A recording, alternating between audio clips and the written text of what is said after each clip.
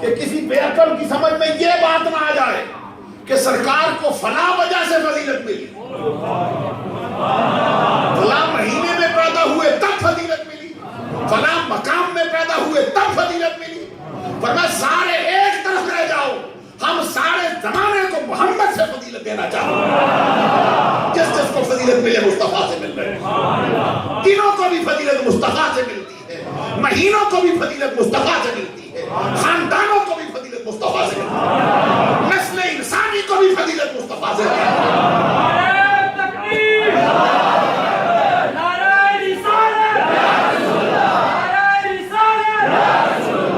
میں یہ بات عرض کر رہا تھا حضرات، ذرا توجہ کا طلبگار ہوں تاکہ مسئلہ ہماری سمجھ میں آئے اور پھر ہم یہ سمجھیں کہ فائدہ کیا ہے میلاد کا۔ میں وہ مضمون بھولا نہیں ہوں، میرے سامنے رکھا ہے، عرض کروں گا انشاءاللہ اس پر، آپ پر جو باتیں عرض کرنا چاہتا ہوں، لیکن ضروری ہے کہ پہلے مسئلہ حل کیا جائے۔ سارے دن اللہ کے، اللہ 12 مہینے اس کے، ہفتے کے 7 دن اس کے، سال کے 365 دن اس کے، موسموں کے تغیر و تبدل سے جو مہینے الگ الگ ہوتے ہیں، خزاں ہو، بہار ہو، طوفان باد و بارہ ہو، پتجھڑ ہو، گرمی ہو، سردی ہو، ساری اس کی ہے۔ اب کون سا دن ہے جس کی یاد دلواؤ گے؟ غور تو فرماؤ نا بات کی طرف۔ اللہ جو فرماتے وَذَكِّرْهُمْ بِأَيَّامِ اللَّهِ، اے محبوب ان کو اللہ کے دن یاد دلاؤ۔ آقا وہ کون سے دن ہیں؟ سارے دن تو اللہ کے ہیں، سارے مہینے اس کے، ہفتے کے سارے دن اس کے، پھر کون سے دن؟ فرمایا گیا وہ دن جس میں رب کی نعمت ملی ہے بندوں کو۔ اور یہ سلسلہ پہلے نبیوں کے ہاں بھی ہے، امت محمدیہ کے ہاں بھی ہے۔ بڑی مشہور و معروف حدیث ہے مشکات المصابیح میں، صفحہ نمبر 182 پر صاحب مشکات نے اس کو بخاری اور مسلم کی متفق علیہ حدیثوں میں سے درج کیا، جس کے راوی کون ہے؟ حضرت عبداللہ بن عباس رضی اللہ تعالی عنہما۔ حدیث کے الفاظ کیا ہے؟ ان رسول اللہ صلی اللہ علیہ وسلم فلما قدم المدینہ فوجد اليہود صیاما یوم عاشوراء فقال رسول اللہ صلی اللہ علیہ وسلم ما هذا اليوم الذي تصومونه فقالوا هذا يوم عظيم انجى الله موسى وقومه وغرق فرعون وقومه فصامه موسى شكرا ونحن نصومه فقال رسول الله صلى الله عليه وسلم نحن احق واولى بموسى منكم فصامه وامر بصيامه۔ حدیث سن کر پر سبحان اللہ کہنا یہ اہل ایمان کا۔ حضور نبی اکرم صلی اللہ علیہ وسلم مکہ المکرمہ سے ہجرت فرما کر شہر مدینہ میں جلوہ فرما ہوئے۔ شہر مدینہ، اللہ اکبر، کیسا شہر! ساری کائنات میں کوئی اور ایسا شہر ہے نہیں۔ مدینے کا نام آتے ہی اہل ایمان کے دل میں ٹھنڈ پڑ جاتی ہے۔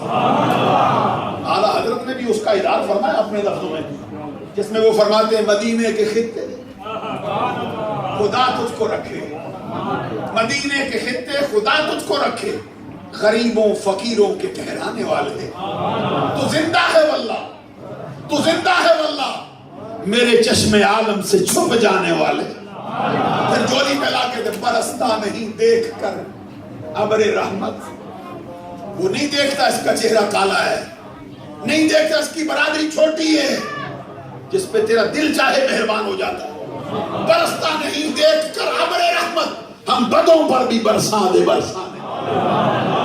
اور پھر مدینے کی بات آئے تو پھر اپنی محبت کا اظہار ان لفظوں میں کر طیبہ نہ صحیح افضل، مکہ ہی بڑا زاہد، طیبہ نہ صحیح افضل، مکہ ہی بڑا زاہد، ہم عشق کے بندے ہیں کیوں بات بڑھائی؟ اس کا مطلب یہ ہے کہ ہم نے مانا نیکیاں ادھر زیادہ ملتی، لیکن ہمیں نیکیوں سے نہیں اپنے مصطفیٰ سے غرض ہے، جدھر مصطفیٰ ہے ادھر ہمارا ساتھ ہے۔ طیبہ نہ صحیح افضل، مکہ ہی بڑا زاہد، ہم عشق کے بندے ہیں کیوں بات بڑھائی؟ آقا کونین صلی اللہ علیہ وسلم جب تشریف لائے شہر مدینہ میں، سرکار نے وہاں کے یہودیوں کو عاشورے کے دن کا محرم الحرام کی 10 تاریخ کا روزہ رکھتے دیکھا۔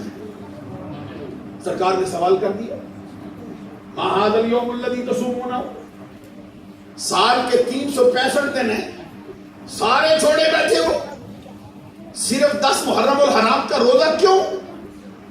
توجہ ہے نا؟ جیسے میں سنا رہا ہوں ذرا غور بھی تو کرو نا کیا کہہ رہا ہوں۔ سرکار نے پوچھا 365 دنوں میں سے ایک دن کا انتخاب 10 محرم الحرام کا کیوں ہے؟ کیوں روزہ رکھتے ہو؟ وجہ کیا ہے؟ جواب میں یہودی کہتے ھذا یوم عظیم، آقا یہ عام دن نہیں ہے، یہ کوئی معمولی دن نہیں ہے، یہ بڑا عظیم دن ہے، بڑا بابرکت دن ہے، بڑے اونچے درجے کا دن ہے۔ حضرات یہ بات ذرا غور سے یاد رہے، دن عام تھا لیکن یہودی کہتے کہ عظیم ہے۔